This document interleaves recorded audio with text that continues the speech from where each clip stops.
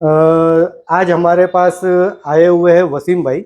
इनका गैरेज है और ये हमारे पास स्कैनर आज परचेस करने के लिए आए हुए हैं। और इन्होंने बीच में मुझे एक गाड़ी के लिए कुछ, कौन सी गाड़ी थी अपनी, BS6? BS6 गाड़ी थी। हाँ जिसमें फॉल्ट आ रहा था। हाँ रिफ्रेश करके हाँ। टेक्निकल मैनुअल का। टेक्निकल मैनुअल और रिफर टू मैनुअल ऐसा कुछ हाँ, फॉल्ट ऐसा कोड आ लिख के रहा आ रहा था। था और कोई भी फंक्शन में जा रहा हो, काम नहीं हो रहा था। हाँ तो आपको मैंने कंप्लेंट किया, आप आए हाँ तो उसको अपने जब तुम्हारे स्कैनर से चेक किए, तुमने हाँ बराबर फॉल्ट बताए और अपना काम खत्म हो गया। हाँ और मेरा भी नया स्कैनर है, मेरे स्कैनर से काम नहीं हुआ। हाँ। तो तुम्हारे पास ऑलरेडी 2 स्कैनर रखे हुए हैं, हाँ है ना? हाँ, लेकिन हाँ। इसने जो काम किया, मेरा स्कैनर क्यों नहीं काम कर रहा है? सबसे पहला तो मैं बताऊंगा, हमारा जो डिवाइस है ये हम्म, आउटेल कंपनी का है। अच्छा। जो आपको मैंने पहले ही बताया था मैंने, हाँ, और अभी बता रहा हूँ, आउटेल कंपनी का MX900। अच्छा। सबसे पहला मैं ऑन करके बताऊंगा। हम्म, तो जो मैं आपको बोल रहा था ना बार बार कि ये डिवाइस जो हमारा है ये इंडियन वर्जन है। हाँ, इंडिया की गाड़ियों के हिसाब से सारा इसको डेवलप किया हुआ है। बराबर है। ऑलरेडी BMW, मर्सिडीज, जितनी गाड़ी है वर्ल्ड वाइड, वो सारी गाड़ी तो है, लेकिन इसको हमने जो हिसाब से डेवलप किया हुआ है इंडियन कार के हिसाब से। बराबर। जैसे यहाँ पे देख सकते हो आउटेल कंपनी का लिख कर आ रहा है नाम, हाँ, और उसके नीचे इंडिया। इंडियन वर्जन लिख कर बराबर है। आ रहा है। तो जो मैं आपको बोल रहा था बार बार कि भाई ये इंडियन वर्जन है, तो आपको मैंने कंप्लीट, ऐसा नहीं कि ये एक बॉक्स है हम्म, इसके ऊपर इंडियन वर्जन लिखा हुआ हमने स्टिकर मार दिया, वैसा नहीं। बराबर है। आउटेल कंपनी ने हमको कंप्लीट इंडियन वर्जन रेडी करके दिया, अच्छा, और उसके बाद उन्होंने हमको ये परमिशन दिया है कि भाई ठीक है, हम आपको आपके जो डिवाइस रहेंगे इंडियन वर्जन, उसके अंदर हम आपको इंडियन वर्जन मेंशन करके दिखाएंगे। बराबर। तो वो हिसाब से मैं सबसे पहला आपको ये बताऊंगा कि रियल इंडियन वर्जन है, जैसे आपको मैंने वीडियो में भी बता दिया, आपको सामने फेस टू फेस भी बता दिया। अब आपका सवाल ये था कि भाई मेरे पास ऑलरेडी 2 स्कैनर रखे हुए हैं, बराबर। उससे मैं अपनी गाड़ी डायग्नोस कर रहा हूँ, जैसे कि BS6 की गाड़ियाँ हो गई, और आपके पास ज़्यादातर महिंद्रा की गाड़ियाँ बहुत ज़्यादा आती है, महिंद्रा आती है, बराबर सब। ठीक है? अब जितनी भी महिंद्रा की जो गाड़ियाँ है BS6, ये जो गाड़ियाँ है ये है DOIP FD प्रोटोकॉल है। बराबर। इसमें नॉर्मली जो दूसरी डिवाइस है वो सही से काम करते नहीं है। जैसे कि आपको पता रहेगा कि भाई महिंद्रा का जो 2015 या 16 के अंदर आप लैपटॉप से ओरिजिनल सॉफ्टवेयर उसका यूज़ करते थे, और उस टाइम पे तुम यूज़ कर रहे थे उस टाइम पे पाइथन। बराबर। फिर उसके बाद में जैसे टाइम चेंज होते हुए गया, 19 आया, 20 आया, 21 आया, उस टाइम पे तुम्हारी जो गाड़ियाँ आ गई BS6, तो उस टाइम पे तुमने बताया था कि मेरा ये हार्डवेयर काम नहीं कर रहा है, बराबर। और इसके अंदर तुमको दिया हुआ है DOIP FD प्रोटोकॉल। ये जो DOIP FD प्रोटोकॉल है, ये लेटेस्ट जितनी गाड़ी है वो सबको सपोर्ट करता है। DOIP FD प्रोटोकॉल होने की वजह से आपका जो स्कैनर है इसमें काम में आपको ज्यादा स्पीड तो ये मिलती है। चीज कब से आया है? ये चीज ये पहले नहीं था क्या? नहीं, मैंने अभी टेनिस ये में स्कैनर डिवाइस लिया, वो भी नहीं चल रहा है। नहीं नहीं, DOIP FD प्रोटोकॉल हालांकि इंडिया में या ऑल ओवर वर्ल्ड में जितनी भी स्कैनर कंपनी बना रही है हाँ उन्होंने पहले ही दे चुके हैं, लेकिन जो DOIP FD प्रोटोकॉल वाले डिवाइस है हाँ। ये काफी महंगे हैं। अच्छा। तो आपको करीबन अगर DOIP FD प्रोटोकॉल वाला डिवाइस लेते हो तो आपको करीबन 1 लाख या 1 लाख के ऊपर, 1.5 लाख के समथिंग तुमको इतना उसका प्राइस जाता है। अच्छा। अच्छा। और इसका जो हमने प्राइस रखा हुआ है, ये तो हमने स्टार्टिंग अभी किया हुआ है मार्केट में, वो हिसाब से मतलब कम में अभी हम दे रहे हैं। ये समझो एक तरह का अभी हम लोग प्रमोशन चला रहे हैं, और ये प्रमोशन हम लोग का अभी चलेगा करीबन नेक्स्ट मंथ की 5 या 6 तारीख में हम लोग ये प्रमोशन खत्म कर देंगे, और जो प्राइस है उसमें 10,000 रुपया और बढ़ जाएगा। बढ़ जाएगा।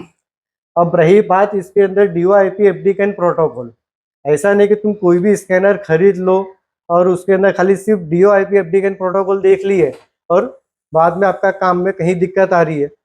अब तुम बोलेंगे भाई जब DOIP FD प्रोटोकॉल मैंने देख लिया, तो तुमने बताया DOIP FD प्रोटोकॉल है तो हिसाब से काम परफेक्ट होना चाहिए, ऐसा नहीं। जैसे कि अभी आपने देखा रहेगा कि जब इंडिया में 5G लॉन्च हुआ था सिम कार्ड, तो बराबर। आपने 5G का सिम कार्ड तो ले लिए, लेकिन लेकिन उसके बाद सिस्टम में आपका जो फोन था वो सपोर्ट नहीं हो रहा था। बराबर है, जैसे उसमें तुमको फिर 5G वाला फोन लेना फोन पड़ा। लेना पड़ा।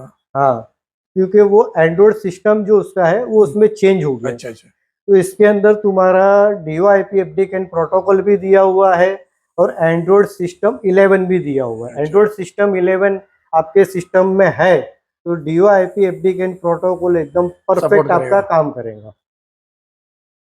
और तो- दूसरा ये है कि इसके अंदर हमने 45 मेंटेनेंस के सॉफ्टवेयर दिए हुए हैं। अच्छा अच्छा। 45 उसमें क्या मेंटेनेंस क्या रहेगा? सॉफ्टवेयर, जैसे कि तुम्हारा बहुत से स्कैनर, आप महंगे भी स्कैनर लेंगे ना, तो उसमें आपको 45 मेंटेनेंस के सॉफ्टवेयर मिलते नहीं है। बराबर। तो हमने इसमें 45 मेंटेनेंस के सॉफ्टवेयर दिए हुए हैं। और कोई दूसरा सवाल है आपके लिए? मैं एक MG में काम कर रहा था, उसके अंदर जा रहा हूँ, उसके अंदर भी यही प्रॉब्लम आ रहा है। देखो MG के अंदर तो मेरे हिसाब से तो आपके लगभग, इसमें हो जाएगा? हाँ, आपको कंप्लीट अंदर इंडिया इंडिया इंडिया लिख कर आएगा अच्छा और कंप्लीट डायग्नोज भी हो जाएगा। अच्छा। और अगर आपकी लेटेस्ट अगर MG गाड़ी है तो उसमें आपको DOIP FD कैन प्रोटोकॉल वाली बात आ जाती है। बराबर, यही सपोर्ट सेम ठीक है, करेगा। हाँ, यही सपोर्ट करेगा। और जैसे मैंने बताया DOIP FD कैन प्रोटोकॉल के साथ में एंड्रॉयड सिस्टम 11 होना बहुत ज़रूरी है, क्योंकि अगर ये DOIP FD कैन प्रोटोकॉल के साथ में उसमें सॉफ्टवेयर भी लेटेस्ट होने चाहिए। अगर एंड्रॉयड तुम्हारा 10 है और DOIP FD कैन प्रोटोकॉल है तो समझो आपका डिवाइस लंबे टाइम तक काम नहीं करेगा। इसमें DOIP FD कैन प्रोटोकॉल और एंड्रॉयड सिस्टम 11 दिया हुआ है। इसके मजा आया और मैं ये जो मजा है हिंदुस्तान के हर व्यक्ति को देना चाहता हूं। तो ऐसा कुछ चला के समझा सकते हैं इसके अंदर थोड़ा?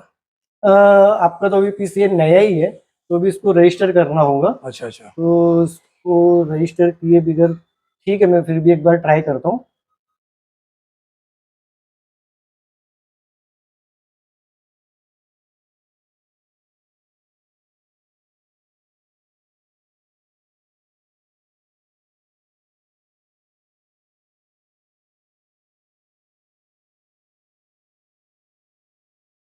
नहीं, ये रजिस्टर किए बगैर तो नहीं चलेगा। अच्छा हाँ, जैसे मेरे पास एक मिनट है, इसमें एक्सेप्ट लिख कर आया होगा, शायद काम कर जाएगा। ये जैसे देख सकते हो सर्विस हम्म, सर्विस मेंटेनेंस का सॉफ्टवेयर है। जैसे मैंने आपको बताया था कि भाई इसमें अच्छा। 45 दिए हुए हैं। बराबर। तो अभी हमने इसको रजिस्टर किया नहीं है, तो इसके अंदर अभी हमको समझो ये 15 हो गया, 15। ये 15 हो गया, 30। ये 15। हाँ, इसमें कंप्लीट 45 दिए हुए हैं। बराबर है। ये जैसे मैंने आपको बताया था कि भाई 45 मेंटेनेंस के सॉफ्टवेयर हर एक स्कैनर में आपको देखने नहीं नहीं मिलते। मिलेगा। जैसे आपको DPF रीजनरेशन करना है तो डायरेक्ट आप सर्विस मेंटेनेंस में जाके कर लो। इंजेक्टर कोडिंग करना है, सर्विस मेंटेनेंस में जाके कर लो। ईमो का काम करना है तो वहीं से कर लो। ओके। जैसे अपनी BMW गाड़ी रहती है तो उसमें बहुत बार हमने FRA मॉड्यूल डालते हैं तो उसको कोड करना रहता है, तो उसके लिए भी अंदर ऑप्शन दिया हुआ है। शायद अच्छा। आपको मैं भी दिखा दूंगा। मैं ये देख लो यहाँ पे हाँ, FRA मॉड्यूल रिसेट। बराबर। कहने का मतलब ये नहीं कि मैं आपको अगर इंडियन वर्जन बोल रहा हूँ तो इसमें सिर्फ टाटा, महिंद्रा, अच्छा, मतलब सारी खूबी है। मारुति, होंडा, किया, ये नहीं, वर्ल्ड वाइड जितनी गाड़ी है वो सारी मिलेंगी।